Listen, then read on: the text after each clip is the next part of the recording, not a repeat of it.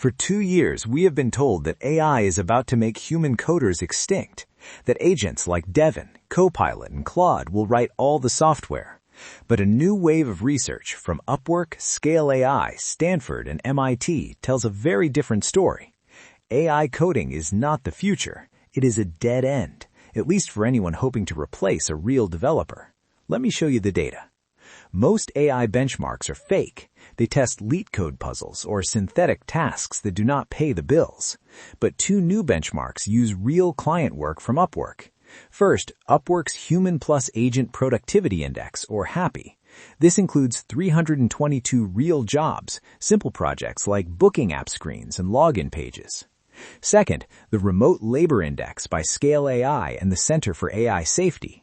This includes 240 projects across 23 categories, worth $144,000 in real freelance pay. These are not toy problems. These are the kind of tasks a junior freelancer would do for $50 to $100. So how did the best AI agents perform? The best model, Manus, completed just 2.5% of the tasks successfully. Grok 4 completed 2.1%. Claude Sonnet 4.5, also 2.1%. Gemini 2.5 Pro completed 0.8%. That means 97 out of 100 coding and freelance jobs could not be done by AI to a client-acceptable standard.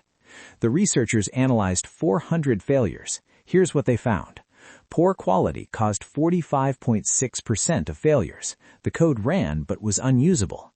Incomplete deliverables caused 35.7%.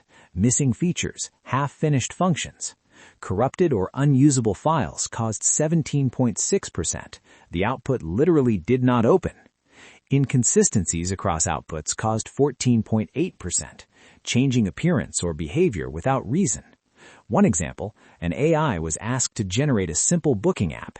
It produced screens, but the login error messages were wrong, the fields did not match the sketches, and the user interface was nonsensical. Another example, an 8-second video when 8 minutes were required. This is not almost there. This is fundamentally unreliable. And now let's talk about what happens when AI code does get submitted. A Stanford and BetterUp Labs survey of 1,150 employees found that 40% of workers have received what researchers call Workslop. That's AI-generated content that looks fine but lacks substance. In coding, Workslop is AI-generated pull requests that break the build, ignore edge cases, or introduce security holes. The survey found that dealing with Workslop wastes an average of 3.4 hours per month per employee. For a 10,000-person company, that's $8.1 million in lost productivity.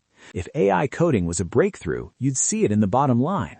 But an MIT study found that 95% of companies that invested heavily in AI saw no meaningful revenue growth. $30 billion spent, almost nothing to show for it. And a separate study found that programmers actually became slower when relying on AI coding assistants. Why?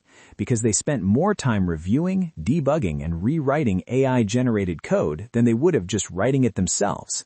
This matches what a copywriter at a Miami cybersecurity firm told The Guardian. After his company laid off colleagues and forced AI on everyone, quality decreased significantly, time to produce increased significantly, and morale decreased. Replace the word content with the word code. Same story. Here's the paradox. A survey of 5,000 office workers said 40% said AI did not save them time, but 92% of executives said AI made them more productive. Think about that.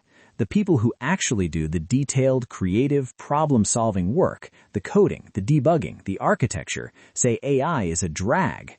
The people who send emails and approve budgets say it's amazing. That suggests a very uncomfortable truth. CEOs are the ones who can be easily replaced by AI, not the developers.